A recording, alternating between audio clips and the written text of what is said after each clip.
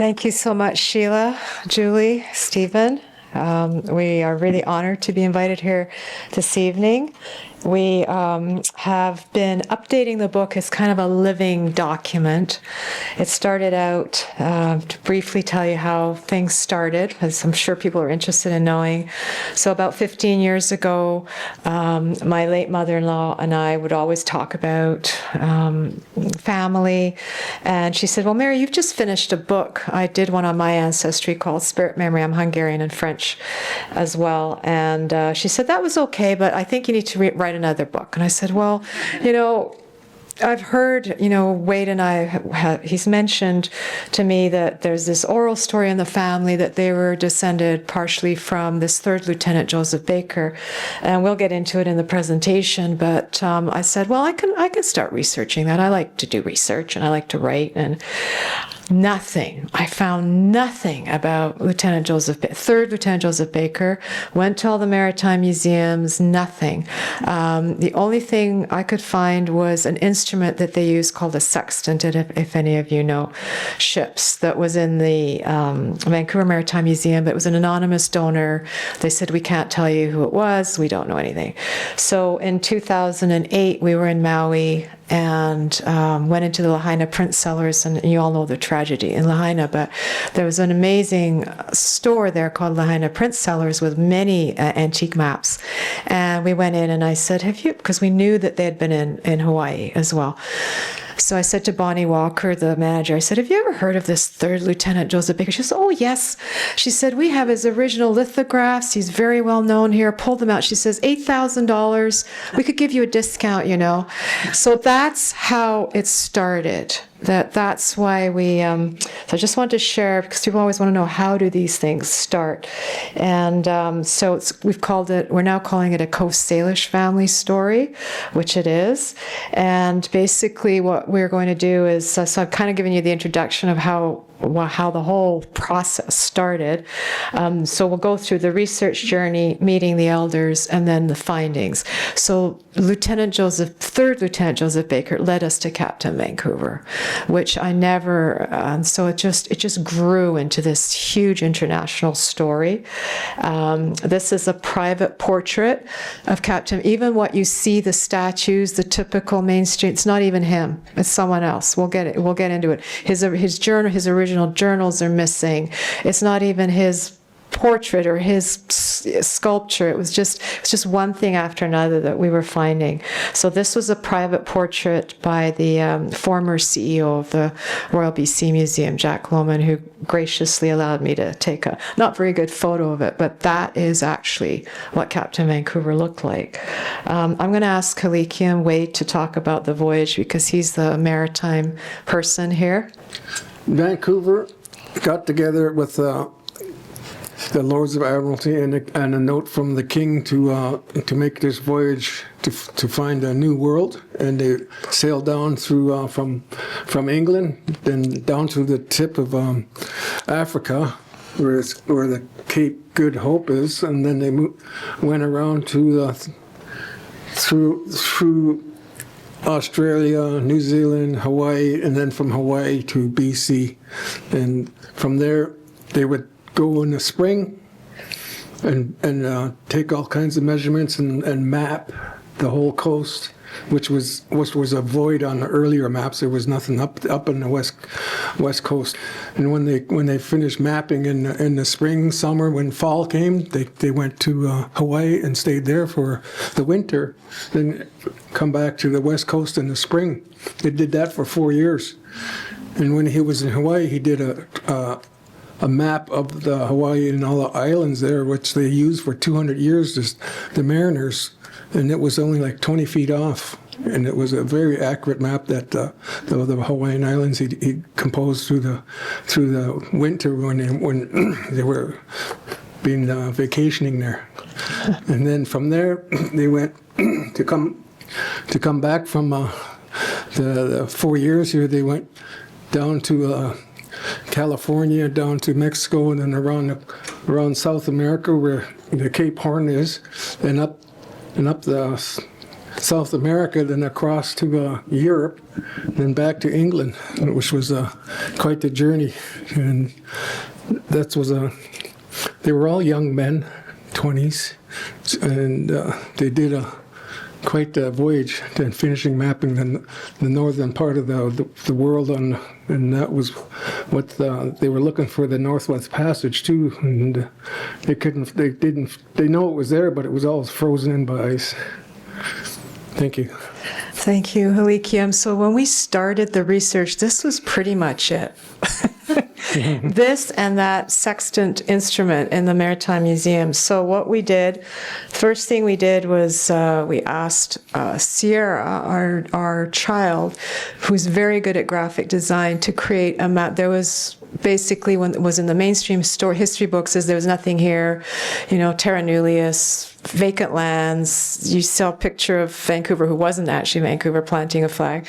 There was nothing about all the Indigenous nations that he was meeting here. So this is just some of them. There's more, but this is actually what he was, who he was meeting with, all as he went up and down these coasts. So all these different tribes. So we had to actually create the map. So, because it just wasn't available. And this is Granny Lizzie. And there's a picture of her on the left. It was when she was a young lady. And then a picture of her when her elder age. And it was quite something. I would go and visit her with my dad. And she was very elderly when I went and met her as a child, as a young boy. And I don't know about elders, they scared me. And my dad said, come in the room and meet your auntie. And I go, what's all those chairs doing around their bed? She had visitors, but he said, oh, those are for the ghosts to come in and visit her at nighttime. As that said, I'm not going in that room. But yeah, we were very spiritual about the spirit world, and we knew all about the spirit world, and it was quite interesting to see Granny Lizzie put this out there, and it came into my mind, and then we started from thinking about it, and then Mount Baker was in the picture, and when we go to Cultus Lake, my dad would always say, oh, look, there's our mountain, and I always wondered what he meant, but the war canoe races at Cultus Lake, every summer we would go there. And my dad liked going to these places because they would meet and have great conversations about each other and what's going on the world. And that's how we learned about the world. Thank you. Thank you. So what was shared with me by my Indigenous relatives is that Granny Lizzie was always talking about a third lieutenant, and that's where the mystery was, because we know the only place we saw third lieutenant was in that Lahaina print cellars. We could see it right on the. I had heard about a first lieutenant or second. I'd never heard about a third lieutenant, and apparently she passed away in 1976 at 100 years old. North Shore News did an article on her, and we'll get into oral story how it works a little bit later, but so this story was always in the family, but Wade is really the Halikium is the first one to really start researching it, and his late mom, my late mother-in-law, who wanted us to look into it.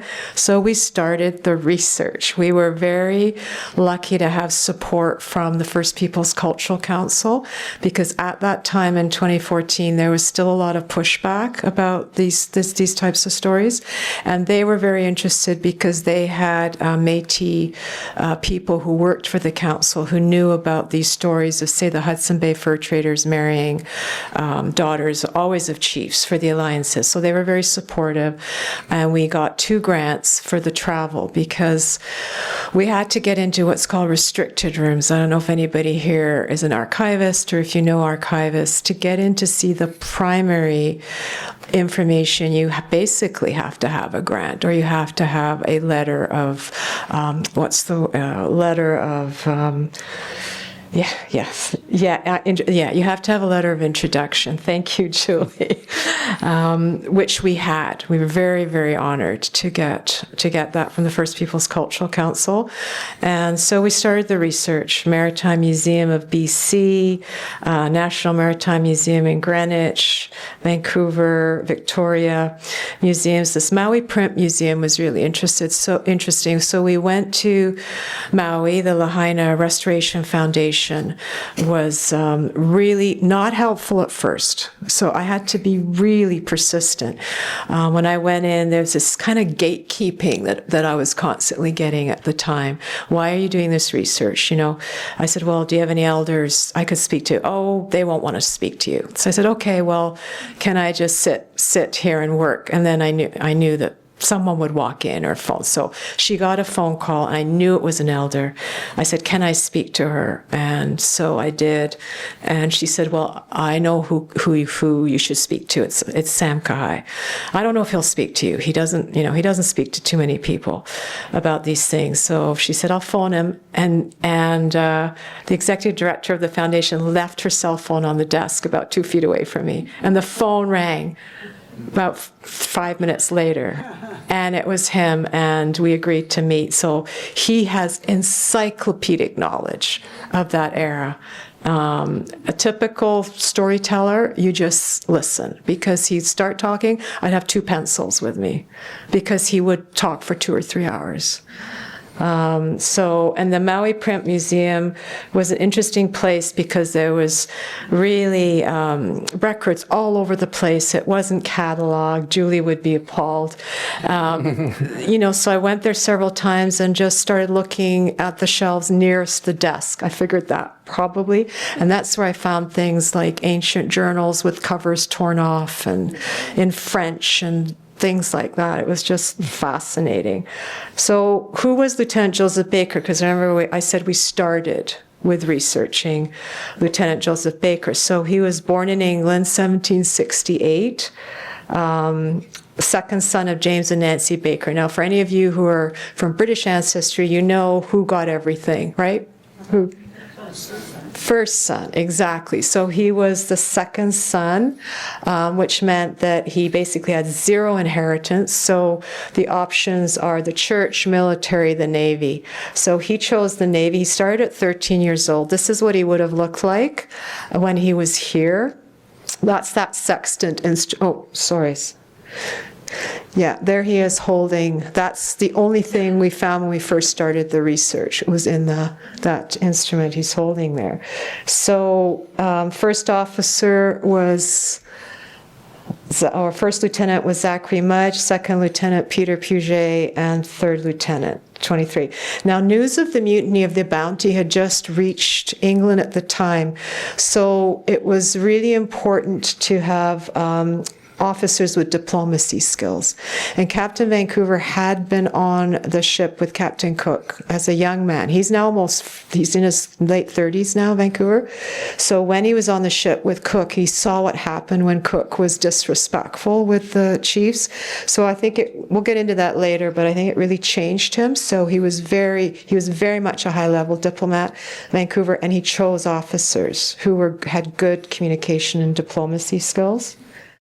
BC Archives, Maritime Museum. These are the log books. So we got access because of the grant to, we thought they were the original journals of Vancouver. Nobody knew. So when I phoned up the Maritime Museum, I said, Mary Point at Musqueam said Alcan Aluminum had bought the Musqueam Nation, the journals, and they were housed in the Maritime Museum. And she gave me permission also. So I phoned them up.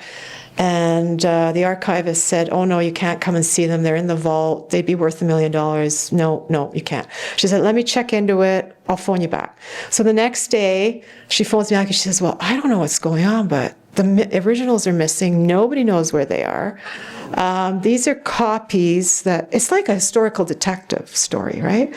And she said, these are copies that his brother, John Vancouver, created from his original writings, but we have no idea where his original writings are. We're still looking, by the way. Every talk we do, we say 15 years later, still nobody knows where they are. People think maybe in Ireland because he stopped there, maybe of Spanish, maybe in Spain, maybe in the Vatican archives. Nobody knows where the originals are. So there were 3 journals, 1, 2, 3 from Vancouver, and then also Joseph Baker's logbooks, which was another interesting story in itself. When we got to the BC archives, we had the letter from the grant. We also had a letter from the Victoria Maritime Museum giving us authority to access the logbooks. So we have a whole chapter on this in the book. But so we get in, there's 2 security guards. You have to use, has anybody been to the BC archives and done research? What a process. So you can only use their USB, everything has to be put in a locker. So we get in there, we're sitting there, where is the picture? I think it's, yeah. So we're sitting down at the monitor, and suddenly the head librarian comes over in a very loud voice. She says, "Do you have authority from the government of Britain to do this research?" In a very loud voice, and the 2 security guards pop up their heads. And we just stayed really quiet. Really quiet. We never shared these stories before. We've actually been asked in the last year by our museum colleagues to start sharing these stories because it was such non-stop pushback like that. Subtle but non-stop kind of pushback about the research. And there were a lot of other people in there researching, all the people on either side of us, they were all researching Indigenous, Indian agents or different things, but Halikium was the only Indigenous person in there. So she said, well, let me check if it's restricted, and off she went. And so we just sat there and waited, and she comes back 2 minutes later and she said, it's fine, you can proceed. So those are the kinds of experiences we were having in the early research. So do you want to speak to the discovery and the... Go back one again. Okay. So that laptop, everybody knew about that one. You put your USB in there and then you push, copy and paste.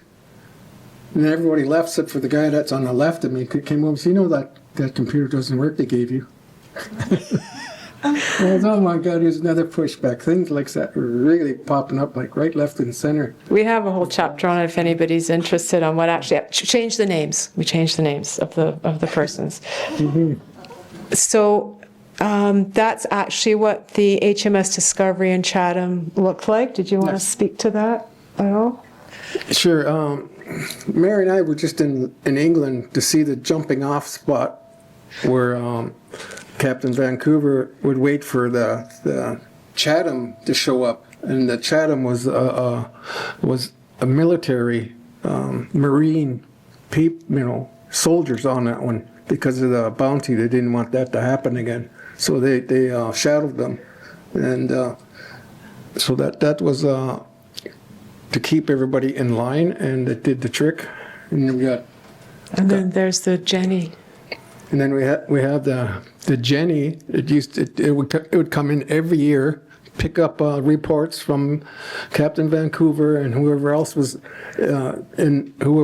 exploring on that coast, and take all his reports back to London. So they were like the mail ship that made sure they got all the information. They come back next year and get another a lot of information in journals that was recorded back in the day. And the interesting about the Jenny, that Captain Vancouver would say Mr. Baker. So the captain of that ship was a baker too. We're still trying to figure out if they were related. It's possible, but it's just a theory at this point. So we just wanted to give you an idea of once we started looking, and again, I forgot to mention, for Vancouver's journals, we were told no one had been asked to see them for 30 years. Now this is 2014 because they keep a log of who. Same thing with the logbooks. We were told no one had been asked to see them for 30 years, which is kind of a mystery to us because there have been quite a lot of history books written in the last 10, 15 years. So we're like, What were they basing their information on? Anyways, it's just a question I want to put out there. So these are the original logbooks. You can see it was by law, they had to keep a record every day. Now, we think they probably had very personal journals as well, but we found really interesting. We went through them page by page by page. So it's 5 years of logbooks. It took us about 6 months to do it. So you can't really read the writing, but on the right there under page 82, we found really amazing things like loved to tack with the natives, and he names, the people that he sounds like these young men. I mean, they're there for months, right? So the canoes went much faster than the ships. So you can see when they were off the ships that they had a great time, with the people they were meeting out in the canoes. There's a whole series of protocols that they talk about in the journals. It was absolutely not that they just showed up and left and took survey. They were here for months, weeks. So these protocols would take almost 2 weeks before they were even allowed onto shore. So we just wanted to kind of show you what they would have been seeing at the time. This is a Nootka Sound. Again, it's hard to read, but things like, he talked a lot about the weather, light breezes, set the royals, which are these small sails at the top of the ship. I'd just like to mention that Mary gave me this reading, and I was trying to read it, and I go, what are they? I don't understand this. It's scribbling to me. I can't figure it out with my ADHD, and I was like, drove me nuts. But Mary is a speed reader, and she went through those lickety-split, and then I was like, what's this, Wade? Filth. No. They said these Indians, they're filth. These Indians have fish, Mary said. Yeah. So for example, an R is an L. So it was really difficult. But after about a week or so, it just started swimming in. So yeah, L is actually an S. If any of you have read these old documents, yeah, it's fascinating how they wrote. So when we went through the logbooks, we did find, was really interesting in Maui was the executive director of the Restoration Foundation said to me, I have seen drawings, because that was our other theory, where they drawings of bakers, although that one looked very Spanish. And she said, I've seen a portfolio of the baker drawings, but no one knows where they are now. We heard that so many times. Like, we've seen this, we've seen that, but we don't know where they are. So we did find this little sketch in the logbooks. So he was an artist. They were very highly trained artists at the time, like every tree. We found pictures with every tree drawn in and every line of the mountain. It was quite incredible, his artistic ability. This is just like an early map drawing. He would do like early sketches that he would then fill out later. You notice the squiggly lines in Georgia Strait, they call it, but it's Salishino. That squiggly lines is the sailboat catching the wind and going back and forth. But he would anchor out in English Bay and Spanish Banks area. So after we did probably a good year of the logbooks and the journals, we started talking to oral knowledge keepers. And on the lower right, that's Sam Kahai, who we still keep in touch with 15 years now. Just an unbelievable encyclopedic knowledge of that era. So that's some of the gentleman on the lower left.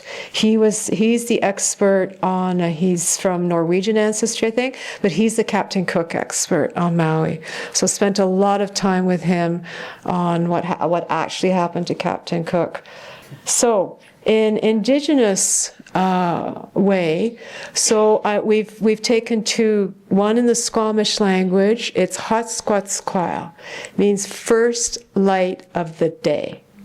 In Hawaiian, Ka Kahiaka, the first shadow of the day. Do you see where I'm going with this? It's extremely visually specific. Mm-hmm. Okay, maybe we can talk more about that during the questions. But so oral Indigenous storytelling is extremely specific visually, and not everybody is an oral cultural Like Sam Kahai is a living treasure of Hawaii.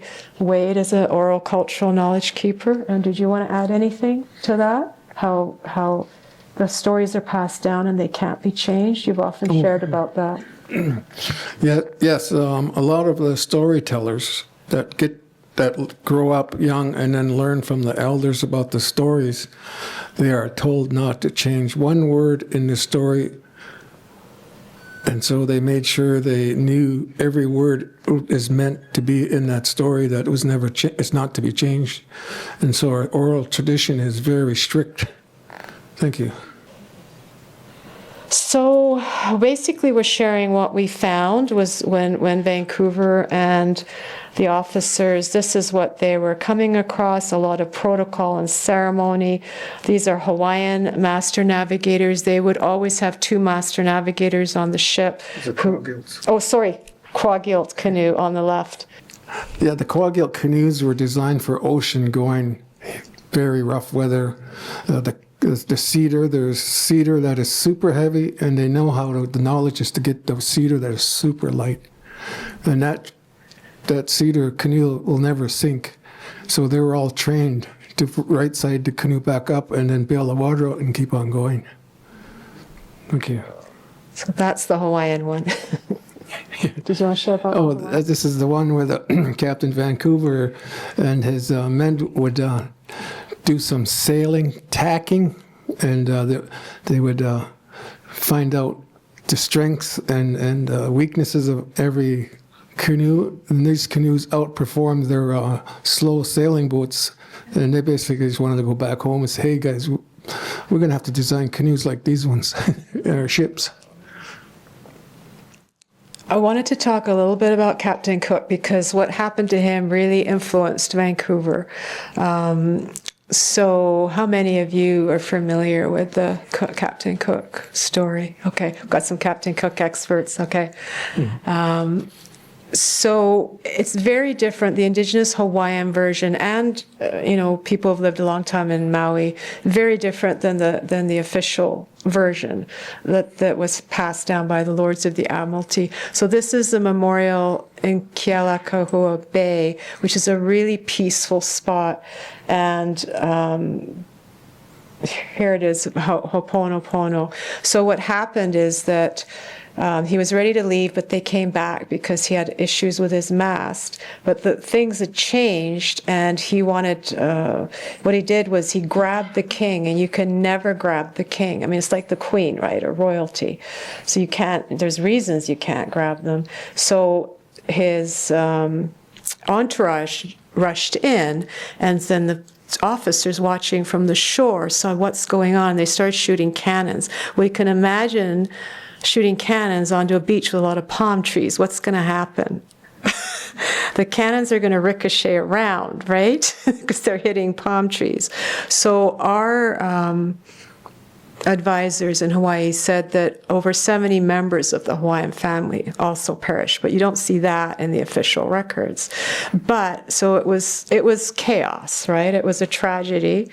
And Captain Vancouver, to his credit, he wasn't a captain then, he was a midshipman, and another captain, they went on shore and they had a 3-day healing and forgiveness ceremony. Vancouver's journals talk a lot about, they're extremely detailed about appearance, about clothing, about personal interactions, which none of that, we know it was all redacted here because there's none of that here. There's, in his journals, he says he met 2 chiefs of consequence and that's it. No description.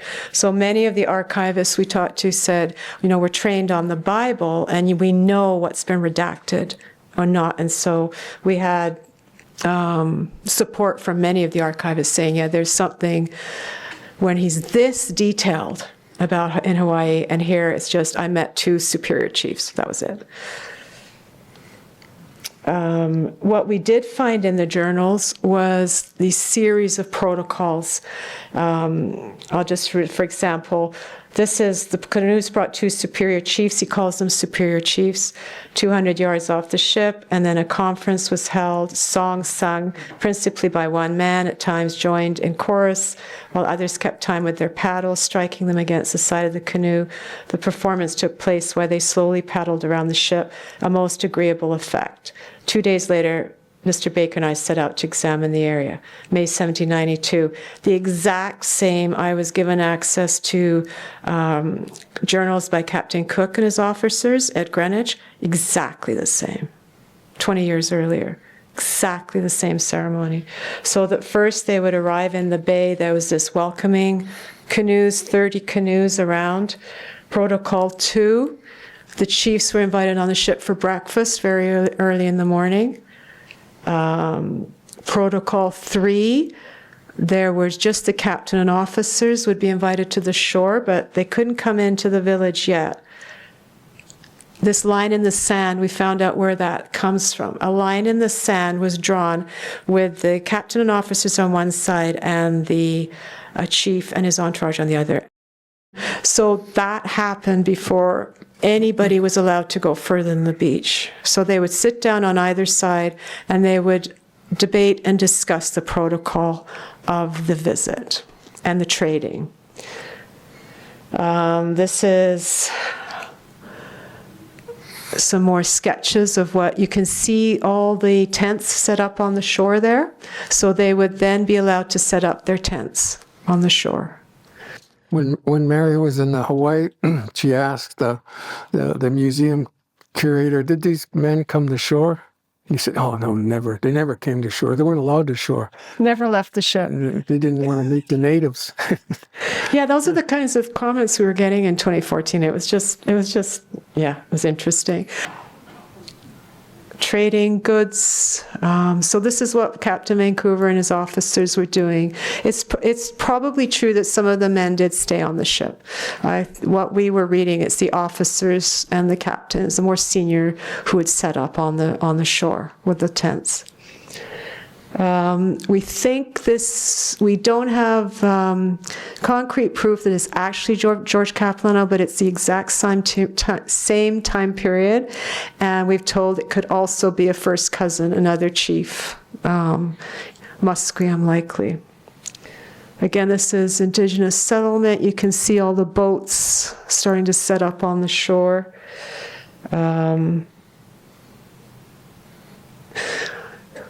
We put this down, it's long, so I'll just summarize it. In the mainstream history books, it said that he sailed in June 1792, and he kept going. Well, that's not it at all.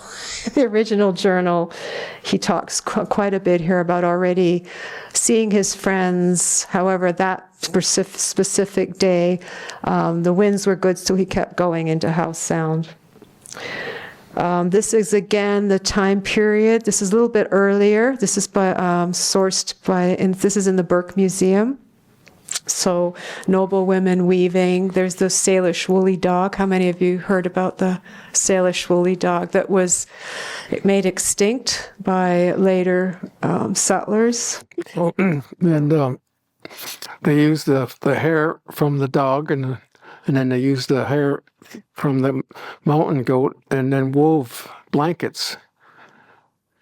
And when the Hudson Bay Company came in with their blankets, they're pre-made, and they was handing them out like pancakes. But it took this woman to weave that blanket a year. And so they said, well, let's just grab some blankets, and made it easier for everybody. But it wasn't quite what we expected. So how many of you seen Halikium's panel in the North Van Museum? Only one. Please go and see it. This is the sketch of it before. There's a 7 by 9 foot carved panel in the North Vancouver Museum on Eslat. And lots of nice places to go eat after, too. Outdoor patios. So this is based on the legend of the twin sisters. Did you want to speak to it? Yes, the legend of the twin sisters who brought peace with the tribes up and down the coast. The two twins, when they became women, protocol was for them, taught by all the elders, that when they hit this age, they can ask the chief of the tribe, that they can ask for something that he can't refuse. So they talked about it, and then they talked about it, and then we would like for you, Father, to make peace with the tribes up north. And so he sent envoys up north to bring them all down to Vancouver, and then have great feasts, and then we all became friends and allies, and that's how the peace treaty was worked back in the day there. Thank you. So this is recent information that we found in the last couple of years. So Joseph Baker, when he went back to England, he was still unmarried. 2 years later, he married a widow. And he was made captain. It's interesting because Vancouver was discredited. We'll get into that in a minute. But he was promoted to captain, but sent the other direction.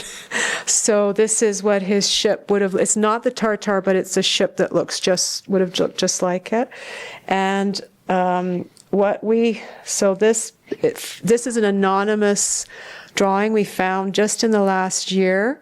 So if you look at the young lady there and look closely at what she's weaving, and look at this, do you see? It's exactly the same. It's very unusual. This is a very unusual pattern. This is in the Helsinki Museum in Finland. They've been fantastic. It's open copyright. You don't need to get copyright. There's no gatekeeping.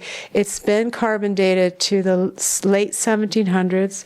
And our theory is that it was given to Joseph Baker by his Coast Salish family. This is what she looked like. That could have very well be the child that's up. Where is the child now? It's in a hammock. Do you see the child above the aunt or her mother? In the...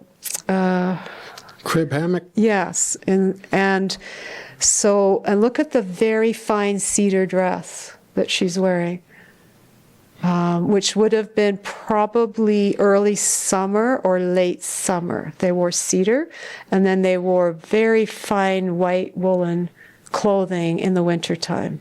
And Vancouver writes about that. So it's unknown. Artist is unknown. Again, we're thinking possibly Spanish or part of remember I talked about the missing Baker drawings. It's possible it was Baker drawing. Of all the Coast Salish blankets that I've seen with my chief capilano going to England, they all had these noble robes that were made out of dog fur and mountain goat, and that was respectively a nobility blanket. And all the blankets were never intricate as this blanket for Joseph Baker. And this blanket to me tells me this was a wedding blanket. And nobody really knows about that, except for what I just said. So they would wrap you in it, and then you become one when they put these blankets on you. Yeah, thank you. So it was an alliance marriage, and we think that the ship was shipwrecked. He grounded it accidentally, and anything that was valuable was taken off and given to a baron, because at that time it was all like barons would have known captains, and then somehow it ended up it's still in the museum in Finland. So I'm going to have to go a little bit faster because I want to get to the Vancouver story. Here's again more drawings. This is who they would have been meeting in Hawaii. Respectful friendships. This is some drawings we found from a little bit later journals, the French journals I told you about near the reception desk in Maui. There were ceremonies on board. We went on a tall ship sail to try and understand it's so cramped. I don't know if any of you have been on a tall ship sail, but how they had 100 men on there, we have no idea. This was the Lady Washington. It was so what happened then? I mean, all this is happening, high-level friendships, trading, all the things. So what happened when he returned to London in 1795? This is still a bit of a mystery, but I think we're almost there. We're almost figured it out after 15 years. So this is what he would have, you see have any of you been here to the Royal Navy? Yeah, it's a fascinating place. So the ship came in, you see where the lower left, Thames River. Here's what's interesting. Vancouver did not bring the ship in. He got off earlier. He asked Lieutenant Baker to bring the ship in. So we think what happened is he took his original writings somewhere else. It's very unusual. He knew he was in trouble. They'd already been asking him in July to turn over all his original writings, and he refused. So he asked Lieutenant Baker to bring the ship in. Now, what was really interesting, at that point, it was just a theory we had. And this is, he's now retired. Dr. Rigby was head of research at the Greenwich Museum. And I was so surprised. I just said, well, what do you think? He was so open. He said, in the end, the establishment formed ranks and ostracized Captain Vancouver. It was a real hatchet job. He said it was likely done by a small group of elites at the time, lots of social events at clubs and country houses. There is a story about the whipping of the pit boy, later Lord Camelford. I have seen the note, however, it was not signed and then went missing. Possibly the note could have been fabricated. Lord Camelford was quite balmy. By the end of his time on the ship, his letters to his mom were just scrawls. So that was he was very open about it. I found out later he was retiring in 6 months, so that might have had something to do with it. But also we asked Sam Kahai what he thought, and he said, Captain Vancouver's writings were contrary to the popular thought of what a native was. His words were ignored by official British history and the Admiralty. That is why the original journals were destroyed or went missing. He died of remorse and of being excluded. So I tried to imagine him, it was a very small group of elites at the time. So he was completely shunned. So this is kind of the looks he would have been probably getting. This is at the Painted Hall. The Lord Admirals, there's Nelson. So we found out a lot more about this cartoon recently. So at the time, there were not photos. James Gilray was a famous political satirist at the time. There was only a handful of them. We found out they were like rock stars. Everybody every day they would draw them. They had maybe 100, they had circles of informants who would come back to them, and they would draw these every week and have them sent to where they were reproduced. So I looked, and often what they would do is they would put items into the cartoon that were subtle. And so I took another look since I've been researching the Regency period, it was called. So look at the journal, look at the writings falling out of his pocket. So that's an absolute sign. That's Lord Camelford on the left. That's not even what he looked like on the right. But it's obviously, if you look at it, it's a lot more going on than just someone angry at someone else. So the journals are being trampled on. At the time, there was something called the Doctrine of Discovery, which basically decreed any lands not occupied by Christians were deemed vacant, granted the right to capture, vanquish, subdue, put in perpetual slavery the people. 1823 Monroe Doctrine, American law proclaiming the right of the U.S. to have international police power. It wouldn't surprise me if that's still on the books, or if they still think it's on the books. Terra Nullius, again, the land belonged to no one prior to the British Crown. This is a whole workshop in itself, but Pope Francis on March 30th, 2023 officially rejected all of this in 2023. Okay. We found letters, because sort of Dr. Rigby put us on the path. We did find letters of some people complaining about the disgraceful behavior of Pitt, the pit boy who was attacking Vancouver. Social elites, 1796. So this is very recent. Sir Joseph Banks, how many of you heard of Sir Joseph Banks? Yeah. He was president of the Royal Society, advisor to the British government from 1772 to 1820. He was a member of what was called the Ton at the time. How many of you heard of the Ton or the Beau Monde? So they were the top echelon of British high society in the 18th and 19th centuries. So this is a direct quote from a very academic study, which if you're interested, it's called Joseph Banks and the English Enlightenment. It's a very interesting quote. I was going to ask someone to read it out, but we're running out of time, so I will read it. This is a direct quote from Joseph Banks. Equality has to be tempered by deference.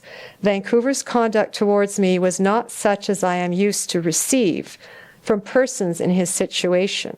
I only recommend persons who are accustomed to obedience, well acquainted to the station of an inferior, and an ability to know one's place. So this made a lot more sense to me and all of us working on the book of what happened to Vancouver.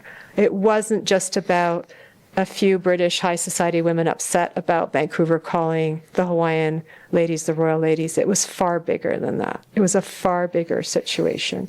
And I was shown a note saying the doors were closed to me, handwritten note by Captain Vancouver on his return to London in response to the shunning he subsequently received.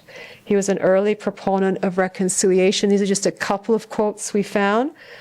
In Caracal Bay, where Captain Cook fell, yet to us it had produced an asylum where the hospitable reception and friendly treatment of such could not be surpassed by the most enlightened nation on earth. So you can imagine how that would go down with Sir Joseph Banks and the high society, who were very worried. Those of you who know history, the French Revolution was happening, anti-slavery movement. There's a huge fear about anti-monarchists, and here Captain Vancouver's writings talked about treating all these kings and their kingdoms in a sovereign way. He talked a lot about Office of Humanity, something he called Office. He purchased, this was a non-intimate relationship with two royal women. He purchased them land to ensure their future prosperity, well-being, and happiness in Hawaii under his name. We're still looking, trying to find where that is. He negotiated matters with chiefs. He names them. He acted as a counselor between the kings and queens who were having difficulties. Sam told us that's highly unusual to allow a foreigner to be in that way, friends. Again, the tall ships sail. These are some of the British ancestors that we've met, Captain Campbell. And in October, he took us on a reenactment of Vancouver's voyage leaving Falmouth Harbour with a stop at the same hotel they would have stopped at, waiting for the Chatham. So that was the fantastic experience. And at the pub that we were sitting at, it's been there for like 500 years. 500 years, so we suspected he was having a cold one there. Yeah. So I just wanted to remember Office of Humanity. When you've gone through that process and you did everything perfectly, then you become person of enlightenment. Person of enlightenment. That sounds pretty cool. So he did something well, and you are now honored with that blessing.